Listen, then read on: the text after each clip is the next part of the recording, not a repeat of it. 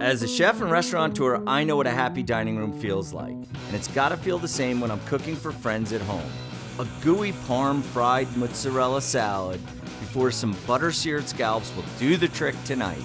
I've invited over wine director Lee Wilson and CBS Denver reporter Tori Mason. She's been asking me how to cook the perfect scallop, so we're gonna throw down some restaurant knowledge before everyone leaves my home full of life and buzzed on happiness. So I have some fresh mozzarella. They made this at the restaurant the other day, and I'm just gonna cut some slices of this. I'm gonna lightly flour, bread, and egg wash it, right? So it's like standard breading procedure. I have just some straightforward breadcrumbs. I'm gonna add some Parmesan, just a little bit of Parmesan cheese to that. Is there any specific type of bread that we're using for the breadcrumbs? So for the breadcrumbs, I'm just using your straightforward stale bread that I pulsed in a food processor. So if you have leftover bread, otherwise just buy a brand of Italian seasoning breadcrumbs. I try to get the plain breadcrumbs from the store. They work really well. They've already done it, make it take a step out of it. It's an easier way to go. So just a few eggs. Would it make sense to add seasoning to the breadcrumbs? You can add anything you want to breadcrumbs, but what I like to do is keep it simple. I have the Parmesan cheese in there, and that's going to give it that salty. It's also going to get golden brown. Okay. So I want the mozzarella to really speak to what you're eating. So I don't want to add too many flavors to something, because we're going to have a little prosciutto. We're going to have soft, gooey mozzarella with a crust on it, and then some arugula to finish it all off. So it's going to be kind of like a really unhealthy salad. So I'm going to take my fresh mozzarella, and I'm going to just cut some nice thick pieces. Does it matter how small and large we're cutting the mozzarella? No, if you can buy some mozzarella at the store, it's obviously not going to be this thick, so I asked them to make me some big, thick mozz. But if you do buy it at the store, one thing you can do is kind of take it out of that wrapper and let it sit on a tray to dry out. So even though I'm using fresh mozzarella, I really want it to be a little bit dry. I think people make margarita pizzas all the time with like really fresh mozzarella, and that's what makes your pizza soggy. All the moisture in it still comes out. So I'm kind of drying it out. I want that flavor of fresh mozzarella, but I don't necessarily want all the moisture that comes with it. I'm excited to see how you're going to fry this without the cheese melting. So am I. I mean, I physics. am actually very curious to see if this is going to work or not, because otherwise we're having little mozzarella crumbly soup. But I'm going to just drop it in. Typically, when you're doing a breading procedure, this portion of it, putting that flour around it, the egg, this should seal it in from oozing around. Oh. So then we just do, and I'm not gonna like deep fry it, I'm just gonna pan fry it too. So the mozzarella being cold helps with that. You know, if this mozzarella were room temperature, Then we'd have problems. then it would be super soft. And I'm starting with it nice and cold. What I love about Italian food is simplicity, so I'm really trying to just have a couple of things be the star. We make the fresh mozzarella, so we might as well showcase that. I have some San Daniele 24-month aged prosciutto, so just about beautiful ingredients. A little bit of balsamic vinegar, some aged balsamic vinegar. These are more like mozzarella cakes. Yeah, they are.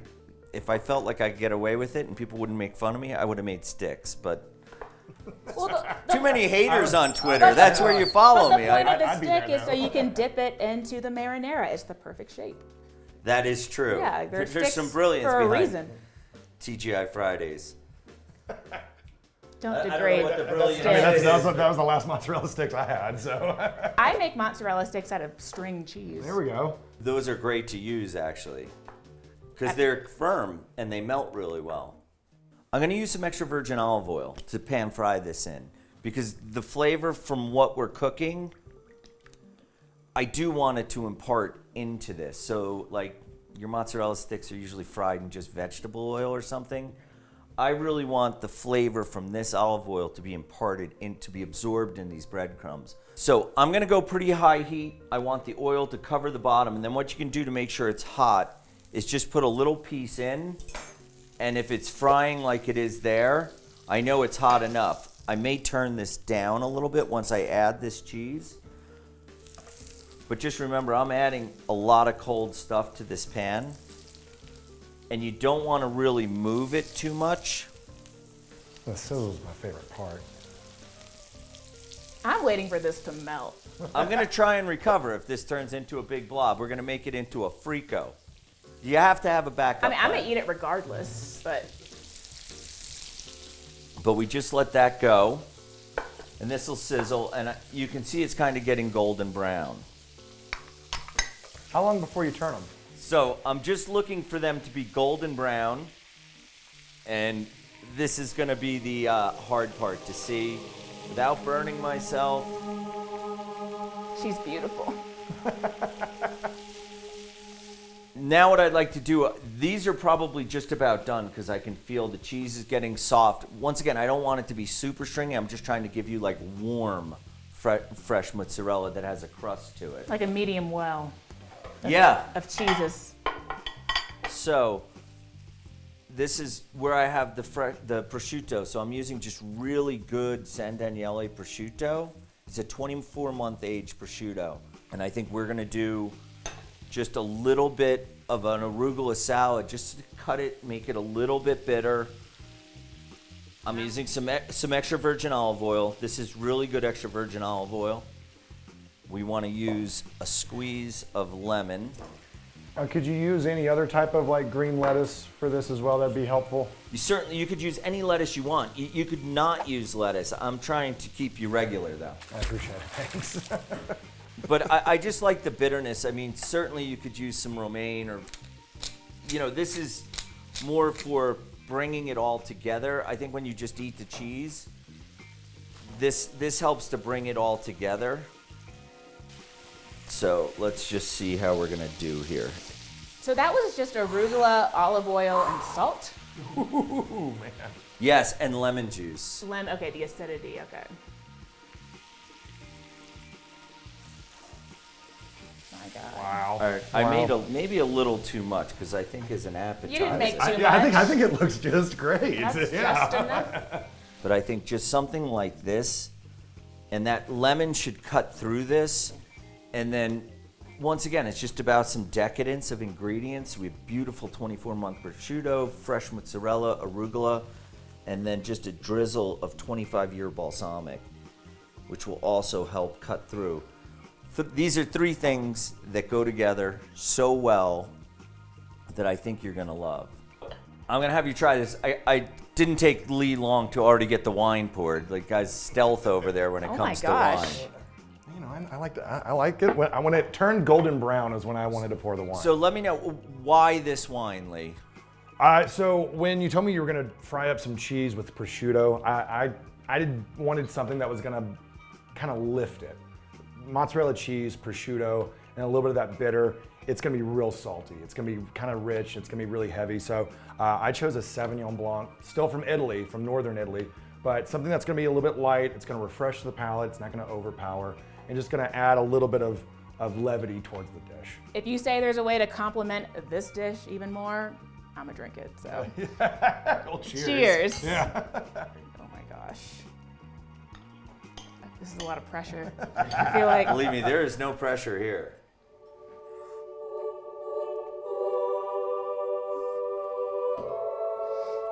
It's all right. It's all right. All right. Just all right. Tori, I think this is why you're here, for the scallops, right? Some people wait a lifetime for a moment like this.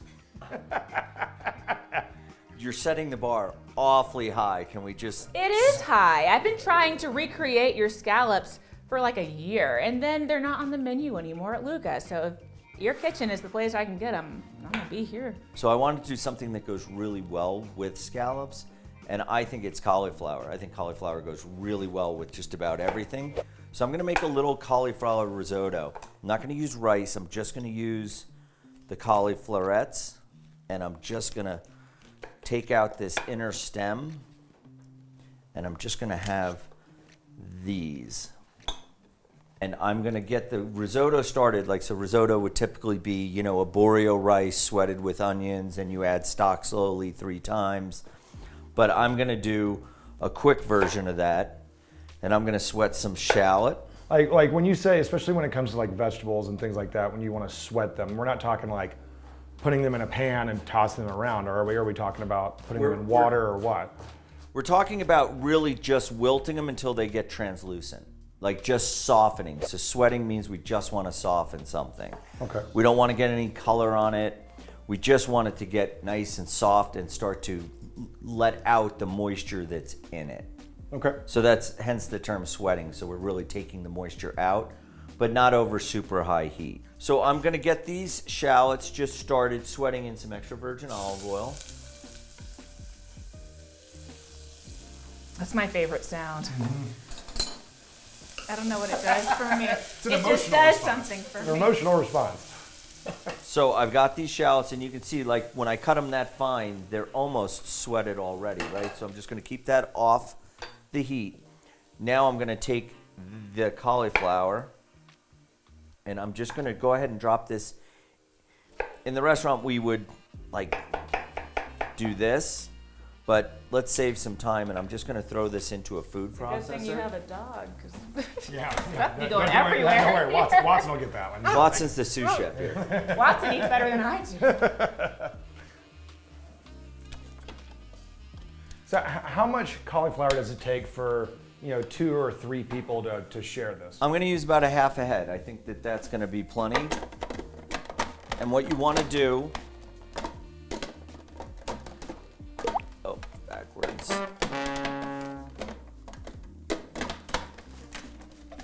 So what you wanna do is just put it in here, and I'm just pulsing it a couple times to give it fine. Don't use your full setting and let it go. You just want to keep a couple quick pulses.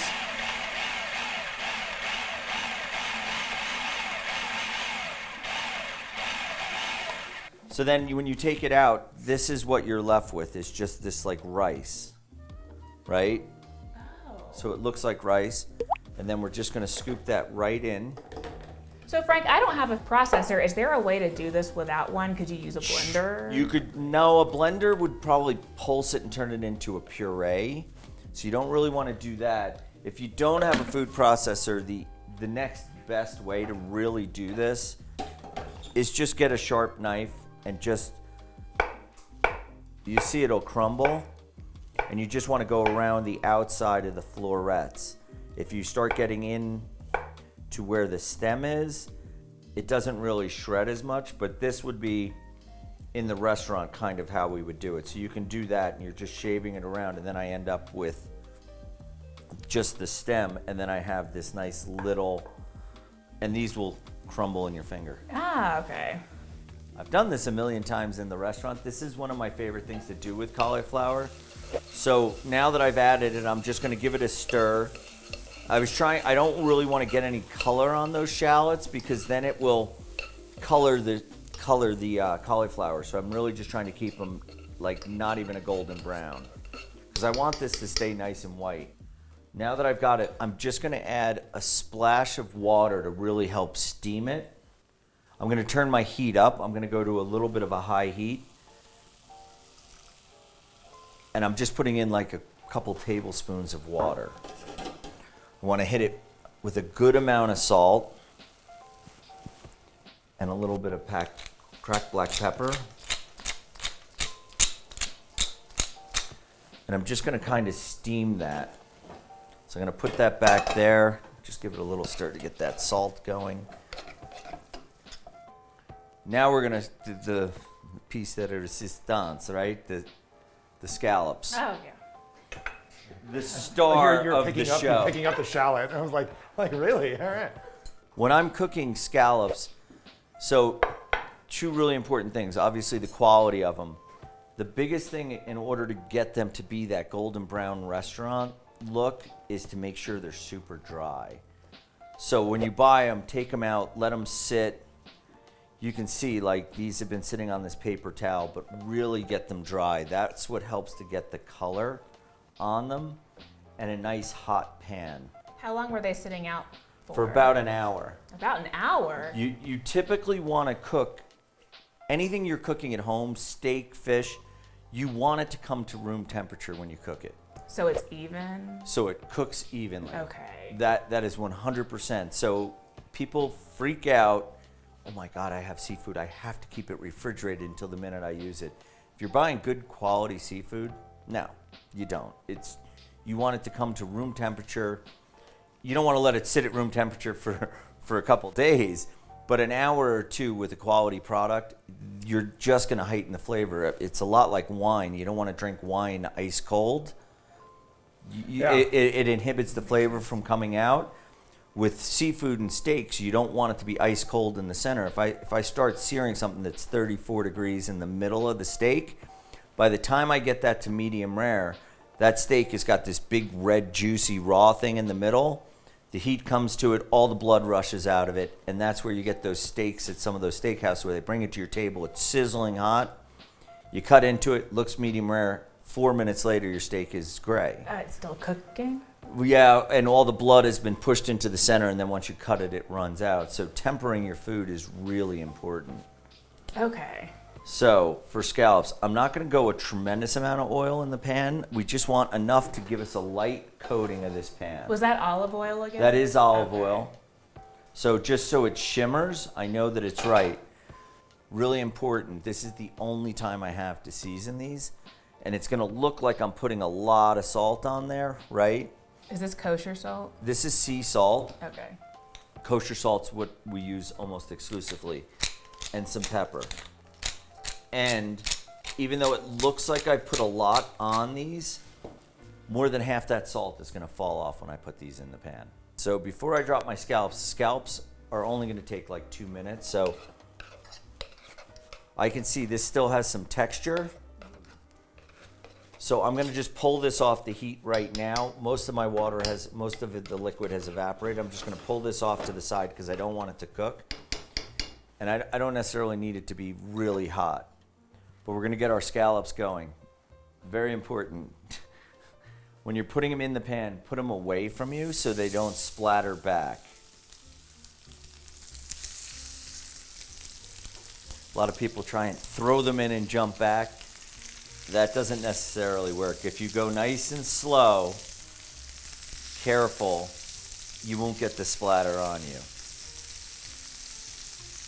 These are going to take about 4 minutes. And the big mistake that I see from young cooks or chefs, they want to cook both sides of a scallop. You only cook one side of a scallop. Just make sure that I'm understanding this.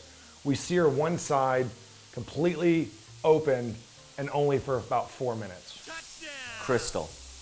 All right. So once I start to see I've got some color, right? So you can see I'm starting to get a little color. I don't want to flip, well, I'm going to flip it. See how it's starting to get a little golden brown? Yeah. So I'm about a quarter of the way. You can see on it how quickly it's cooking up. This also goes for most skinned fish. You predominantly only cook the skin of the fish and let it cook through. And the way we get around cooking the top of it, I was wondering when that would come to play. we put A giant dollop of butter. Finally. we There it put is. just a pinch of butter in the pan. Oh, do you baste the scallops? So yes, so I'm going to cook them. Wow. So what I'm doing is tilting the pan towards me, right? So I'm not boiling these scallops in the butter. The top of this pan actually has very little, like if you see the way I'm tilting it, there's not a lot that it's sitting in. It's not sitting in oil and cooking. It's still just kind of sitting in the pan. And you want to make sure your heat is super high while you're doing this. And then this is what I'm doing. I'm letting this hot liquid poach it from the top. Because really with a scallop like this, I don't want it cooked through. I want it kind of medium rare. I want it to just be warm in the center. If you're buying good scallops, that's really all you're trying to do. Is just get a crispy side. I mean, my biggest fear is always undercooking them. I didn't know that medium rare was an option. Yeah, especially for shellfish. So you really don't want to cook it through. I mean, these, quite honestly, I could have just sliced these and put some salt and lemon juice on it, and you could have eaten these raw. Been perfectly safe, been delicious. So really, that's what I'm looking for. But you can see, as I'm putting this hot butter, I'm also getting it brown, so I'm getting that nutty flavor from the butter. And it's a lot of butter I put on, but the truth is most of this is going to drain off. I'm literally just using this to baste. How is your butter not burning? Because I'm special. No, it's just because I put a lot of it in. If I had only put a teeny pinch of it in, it would have burnt. But since I put so much of it in, I cooled the pan temperature. Now it's starting to brown as I'm cooking. See, my butter would just be like black by then. Yeah, I've got a feeling that. Just remember, I had quite a bit of oil in the pan, right, that diluted the butter I put in. Oh, the oil keeps the butter from browning? If you put enough of it in. Have you ever put that much butter in your pan, though? Yeah. Okay. Maybe not lately, and maybe not on purpose, though. But you'll see now it is starting to really brown, right? Like, it's look at how much less butter it seems like because the milk solids have started to brown. And to finish this risotto, I'm gonna put Just another pinch. another pinch of butter in here. Just a little dab of. I'm gonna add a little bit of mascarpone cheese, just to give it that rich and creamy feel. And another pinch of salt, a little more black pepper. And then we're just gonna stir this in. These scallops are finished cooking. I can feel on top they're warm. They're not burning my finger, not that I would know, but they're not burning my finger. But now I'm pretty much ready to plate.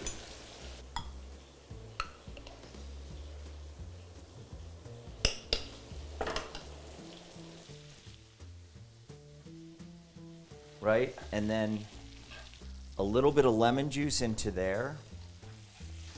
Stir it up, and that bring that butter over here. That nice brown butter that I created in the pan, that's what you want to garnish with. So you're getting a little of that flavor. So that's how I make a nice seared, crispy scallop. But I think when you eat it, you'll see the texture is different because it's not really cooked all the way. It's just cooked 3/4.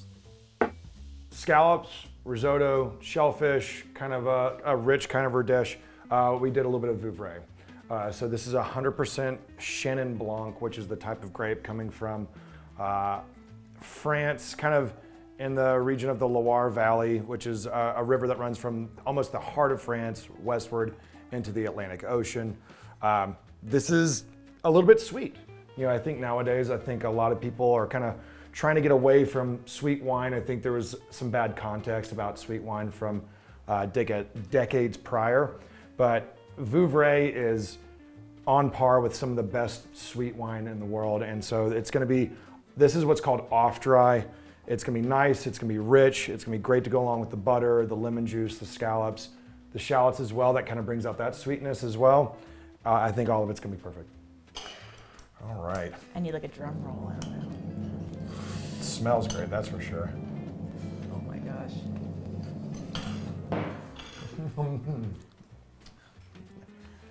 So we're picking up a little bit of that saltiness for me, just a smidge. You're getting that shallots, the cauliflower, everything, and then I'll just take a quick sip of Vouvray. I know I need a chaser. Hold on. And that is all the explanation I need. Okay, this really works with that. Yeah. So I can sit here and talk about it all I like, but until I taste it together, it all makes sense then. It kind of balanced everything out. I feel like it's not like palate cleansing is the right word, but you know, if you get overwhelmed with the flavor of the scallops, you go to the wine, you kind of like go back to zero, and then you can eat this. You never get sick of the scallops when you're drinking the wine. I don't know what that is. What is that? It's just a refresher. It's exactly what we were doing with that Sauvignon Blanc with the cheese. It's, you know, it was so heavy and rich. We did something that was bright and acidic, and it just refreshes the palate. And that's just it's a wonderful exercise in balance. It's also a lot of fun to taste all the different things at one time.